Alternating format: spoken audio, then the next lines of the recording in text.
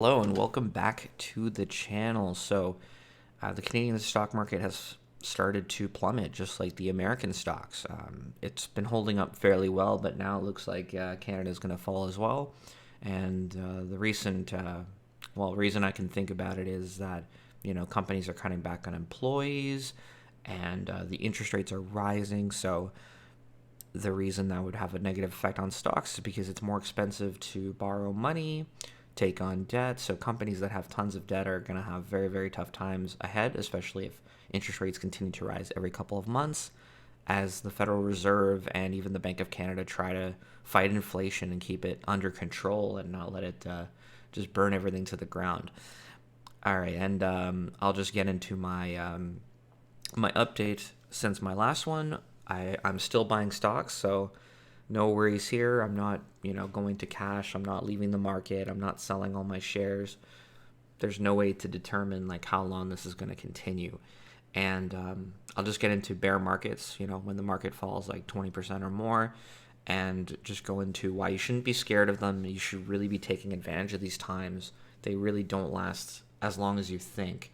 It seems like they'll last forever, but they actually last a lot shorter of a time than the bull market where everything goes up. So if you want to watch my weekly updates, you can subscribe to the channel, like the video, share the video, and leave a comment below. And I'll roll the intro and get into the video.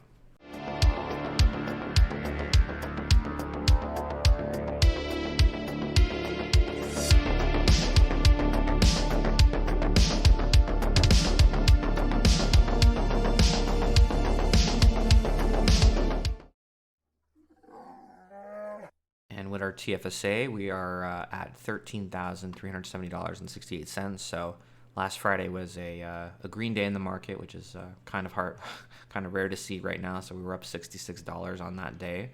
But overall, we're not doing too hot lately. So past week, we're down $542.49. We're down 4%.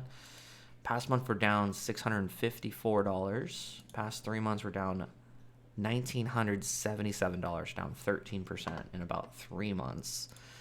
And year to date, or last year, we're down $1,142.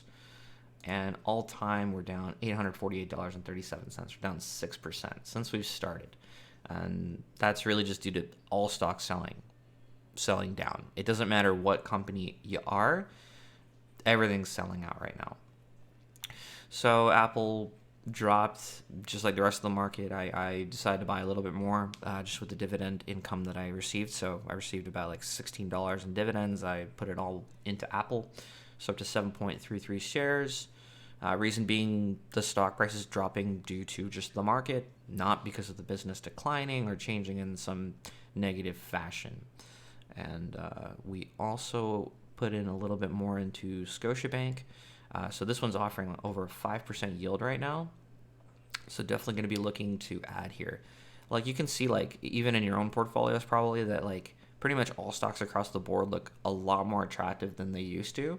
And now's not a terrible time to acquire them. Definitely a lot better than it was even a month or two ago. And the big crash in the portfolio is going to be crypto. So we're down 67% in our Ethereum ETF. I do like that it provides me income. Of course, I'm not happy to see that we're down like basically 2/3 of the investment, but that's why I kept it small, because it's a speculative asset. Ethereum could easily go to $10,000 in value or go to zero. So either one is a realistic outcome. So I don't like taking on that degree of risk with a large percentage of my portfolio. So definitely not a great time to be in crypto right now. Unless you have really good optimism about its future, then, the prices, these could be really, really cheap prices. It's just really hard to determine the value, and that's why I'm not comfortable having tons and tons of money in it. So just a little bit, and I do like that this pays a high dividend yield. Right now, I think the yield is like 40% or 45%. It's actually kind of an absurd dividend yield, but the value could drop further. And yeah, there's no guarantees with crypto. You could lose all your money in it. That's why I don't really recommend putting in a ton of money into it. Just small amounts that you're comfortable losing. If it turns out good, then great. But otherwise, you're not risking your entire financial future on a very risky speculative asset. And we also acquired a little bit more HYLD, so we're up to 67 shares of this. This is also giving like a 12.5% monthly dividend yield right now, and the American markets have been falling, so it makes sense as to why this has been absolutely decimated lately. And I bought another share of Intel, so we went up from 15 to 16. I really like it at these levels. I bought another one at 40. It keeps dipping just like the rest of the market, but technology seems to be hit like absolutely horrendously. So definitely a good sector to look into if you're a long-term investor. Like if you've got 5-10 years that you're going to be in the market, then you most likely will come out ahead if you buy at these levels. If you're investing for 1 or 2 years, not really. We have no idea. It could fall much further, but nobody actually knows. Everybody's just guessing. You could be an educated economist, a financial expert, and you would still never ever time when the market will go up an extreme amount or when the market will crash. If anybody could do it consistently, well, I mean, we'd have more billionaires and maybe even a trillionaire, right? But since we don't, clearly nobody knows what they're talking about. They're just guessing. Educated guesses. And we see that the consumer staples like Loblaws, so grocery stores and Shoppers Drug Marts, so they're doing pretty well. So they're still in the green. If the rest of my portfolio keeps falling and I see a better opportunity, I might consider selling this and moving into it. I haven't seen anything tank to such a level where it's like just an obvious buy. I mean, I definitely could see Intel or Apple like just taking all this or like putting this in a bank, because even the banks are starting to pay like great yields. Like Scotiabank's paying like a 5% yield right now, and TD Bank's paying 4%. It's been a very long time since they've had a starting yield like that, and they grow their dividends every single year. So that's something I'm going to be considering. And we bought another share of Smart Center, so we're up to 24 shares. This is paying almost 7% right now, so not a bad time to get into real estate. Real estate has been hit really, really hard, and from what I'm reading, the interest rate hikes aren't really going to affect REITs as much as people think they are, just because they do deal in real estate, and your dividends come from the rental payments from their tenants.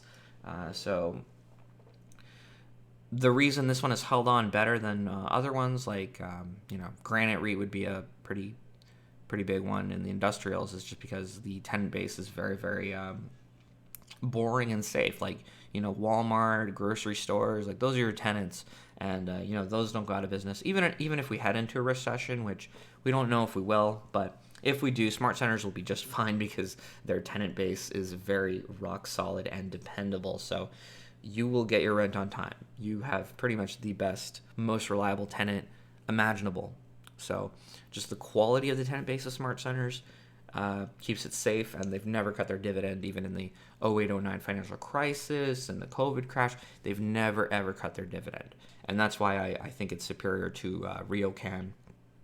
And even though I think RioCan is trading at more attractive levels, there's a reason for the discount, because it's not as high quality of a business, and I will not invest in businesses that have cut their dividend. I refuse to do it, just because it goes against my goal of creating a stream of passive income.